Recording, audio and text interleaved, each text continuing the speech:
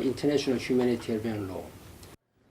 Well, as I say, the UN Security Council has been meeting in New York. Let's join Scott Heidler, who's monitoring the events there for us. Scott, have we heard much?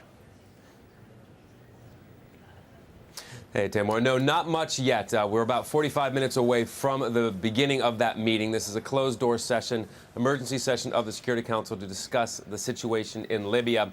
But the big question right now is what face of the Libyan mission to the United Nations will be present in this meeting. I say that because there's a split between the top person in that mission, the ambassador, and the deputy ambassador. We heard from the deputy ambassador yesterday, and he took a hard line against Muammar Gaddafi, saying that he should step down, called him a tyrant, called him a dictator. Then this morning, we hear from the ambassador, the head of that mission, and he said that the violence must stop. He said he spoke to Muammar Gaddafi and that he shouldn't step down. So we have this difference of opinion, if you will, when it comes to the Libyan mission to the United Nations.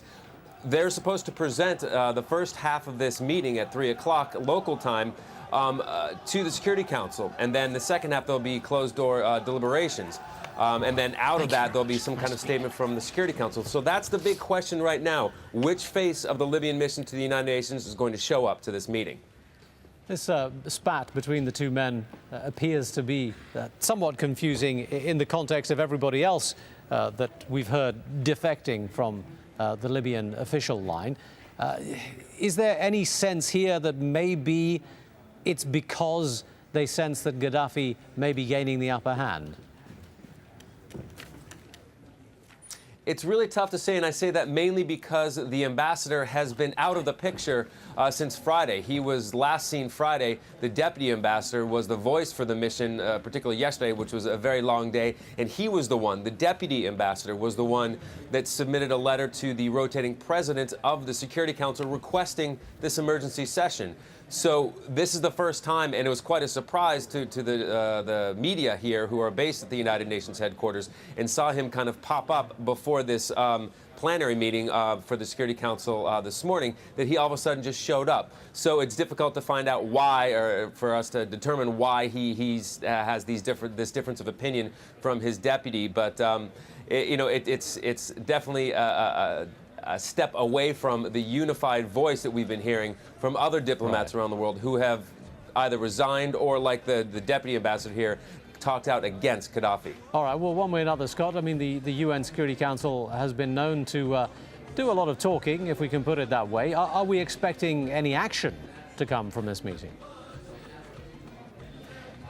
That's the big question, and right now we know that for certain that there'll be some kind of statement. I shouldn't say for certain, most likely, at least, at minimum, there'll be some kind of statement coming out of this meeting this afternoon. But the big question is just that, Tamor. Within this unified statement that all 15 members of the Security Council have to agree to, is there going to be a call for action for the international community? And specifically, what is the United Nations going to do to help the situation in Libya? So that is the big question. All right, well, maybe they can have 3 paragraphs that all 15 members decided that, yes, we agree that this is what should be said about Libya, but what can be done about Libya? That is the big question that hopefully we'll get an answer to in the next couple of hours. All right, and we'll come back to you when we have more information. Scott Heidler live in New York. Thanks, Scott.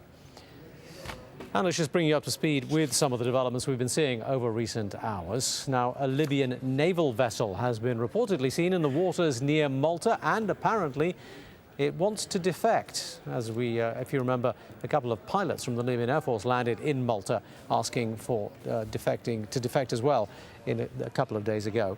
Meanwhile, the Arab League has been meeting in Cairo to discuss the crisis there as well. The Arab League has said it is going to suspend the participation of Libya in Arab League meetings. The European Union has suspended its framework trade agreement that was being negotiated with Libya. Turkey sent 2 rescue ships to evacuate its citizens from the country, and the Netherlands is also sending a plane to try to help evacuate Dutch nationals from Libya. And according to Italian officials, marine oil terminals in Libya have halted their operations. The violence has pushed prices in the oil market to 2-year highs. Meanwhile, the United Nations human rights chief is calling for an inquiry into the attacks on protesters, saying they could amount to crimes against humanity. And as I said, the Arab League has decided after its meeting today to block Libya from taking part in the group's meetings from now on. The decision coming after an emergency meeting in Cairo to address the problems. The League Secretary General Amr Moussa has already expressed his deep concern over the deadly crackdown on protesters. However, the League has decided against suspending Libya from the organisation completely. Shireen Tadros said this report from Cairo. Well, after a 3-hour meeting, the Arab League issued a statement that's been seen as neither strong in words or action.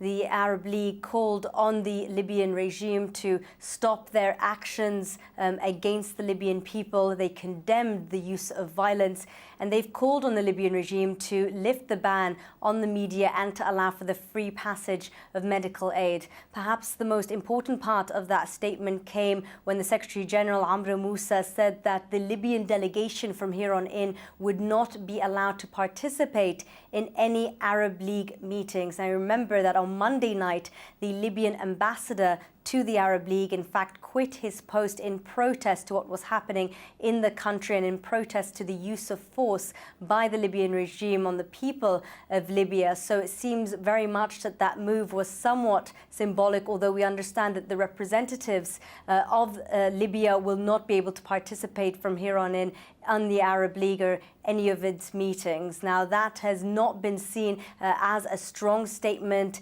here in Egypt and beyond. We've heard messages from opposition figures in Egypt saying that that was a weak statement. Of course, the members of the Arab League are in fact in a difficult position. Although they can be unanimous in their condemnation of the violence, when it comes to talking about uprisings, well, Yemen, Morocco, Algeria, Bahrain, all of these are members of the Arab League, and they're also experiencing their own uprisings, or at least the start of uprisings in their own country. So it was always going to be a tricky situation for them to issue a statement about the legitimate right of people in the Arab world and beyond to topple their government and to express their want for change. Now, with me in Doha is Hussam El Gheriani from the Libyan Information Centre here in Doha. You saw Gaddafi's speech a little earlier on. What stood out? I mean, it was a long speech, plenty of information, if you like, much of it fairly confusing, but what did you take away from it? Well, I mean, if I may begin, first of all, I'd like to make a simple statement. When I saw the speech, what came to mind naturally was desperate, insane megalomaniac. And it's no surprise, 42 years of tyranny, and he's come out in a desperate attempt to try and show that he still has power, but sadly I think it's the end game. I've just made a few bullet points, if I may just raise, on his speech. The first one is basically, he talks about the people in Libya, or the resistance, as being fundamentalist Islamic groups, and then at the same time he talks about them as being druggies and on alcohol. Well, I think the two things don't match, so it's a big contradiction in terms. He's trying to talk about the groups being split in Libya, and they're all separate emirates